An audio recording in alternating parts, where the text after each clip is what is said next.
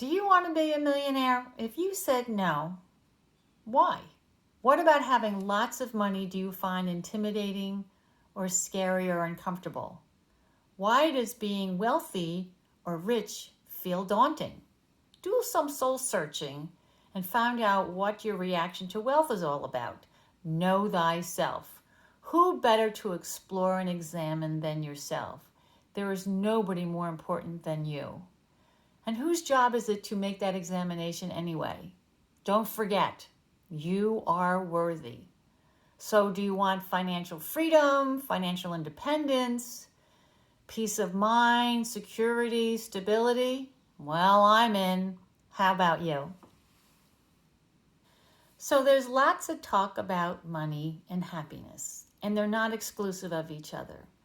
But there are traps people can fall into, like Marcus Pearson. Marcus developed Minecraft and then sold it for $2.5 billion. That is a lot of money. He then proceeded to buy a $70 million mansion. This is the interesting part. Complete with 15 bathrooms that had remote controlled toilets in them to control the heating and the air fresheners in them. Anyway, Marcus was saying that here I am partying and hanging out with lots of famous people, and he never felt more isolated and alone. He also said that being with a lot of people, he didn't feel as comfortable and not quite sure what they thought of him with all that money he had. The point is, he might have been stumbled on the concept that people spend a lot of time accumulating stuff and not having a life. I get it. We hear a lot of words like filthy rich. Oh, I want to be clean rich. I don't think I want to be filthy. Or Socrates says, contentment is natural wealth. Or someone wrote, money can't buy happiness, but we know poverty can't buy anything. So what is PSST? It's planning, smart spending, saving, and tracking.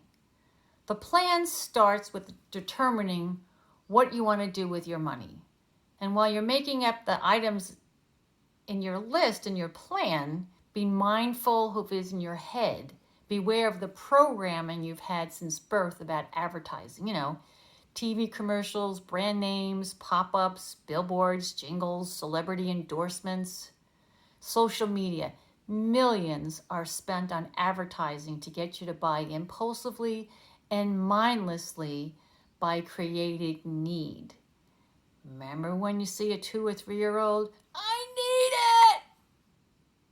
All right, back to the plan. There are 3 tiers to the plan, and the first one starts with the basics: food, water, and shelter. Things you can't live without. You got to have a roof over your head. You got rent or mortgage. You got to have electric lights. So we're talking electricity, and you got to have food. And we're not living without our communication device. We're not giving up our cell phones. We're probably not giving up the internet. So if that covers your basics, transportation. Got to get to and from the work, whether it's a car or a bus or whatever. So now you've taken care of your absolute basics. Do a little math. So for example, if you've got a $2,000 income and you've just spent $1,700 on your basics, there's only $300 left to do all the other stuff you want to do in your life. If that doesn't work for you, you have 2 options. Go back over your basics and reduce them, or get a second job. So, moving on to tier 2. We need to get savings in place because we know unemployment is a bore, and retirement, and I'll talk about that in a second. And then you can add some other things like clothes, entertainment, some fun. Got to keep looking at the math. And then tier 3 is those long-term things like travel, education down the road, maybe your car in 5 years, those kinds of things. So you're really prioritizing your different tiers. So next is smart spending. It's about using money wisely. about reducing your expenses and making good purchasing decisions based on the cost benefit ratio of your purchase, the value and the quality of the purchase. Remember, building wealth is to save more than you spend. If you skip savings, you skip yourself. Not happening. You come first. Be mindful too when you're coming up with that smart spending to try to take as much emotion out of it as possible. That's very hard. We're an emotional being. But try to minimize the impulse control. The I must have it because my roommate has it, or my sister has one, or all my friends have it, so I have to. Not really. And if you're putting these categories together and you're finding them challenging, that is the point. That is the homework, because you're constantly looking at your values and prioritizing. Viktor Frankl once said, "We are pushed by drives and pulled by values." It is stressful. Good, it's supposed to be. If it's not stressful, I'd be wondering if you're still challenging yourself. So then I want to talk to you about a little bit about retirement. If you're able to put away, for example, $400 a month over a 40-year period at 7% interest, that's close to $500,000. And that's only $400 a month. So what is that?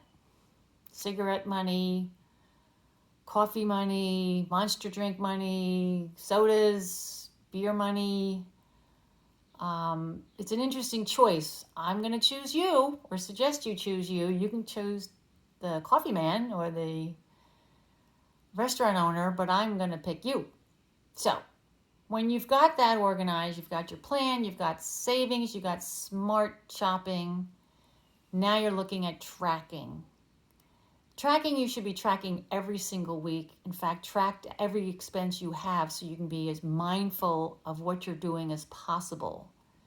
And over time, you can lessen it, and you can look at it every 2 weeks, and then at least once a month. And then as you're doing more tracking, take a look at it at least twice a year to make sure that you're on track for the goals that you want, and that is to build wealth, have a savings in place, and build your retirement so you don't have to work till you're 92. So that's it. You're going to be a millionaire. That was easy. So if you keep doing these things and keep following the plan, you should be fine. I want to leave you with the words of Thomas Stanley, who wrote the book The Millionaire Next Door and The Millionaire Mind, when he said, "You cannot enjoy life addicted to consumption and the use of credit. Remember, if you are credit dependent, you are controlled by someone else. You being controlling you, you're in charge of you."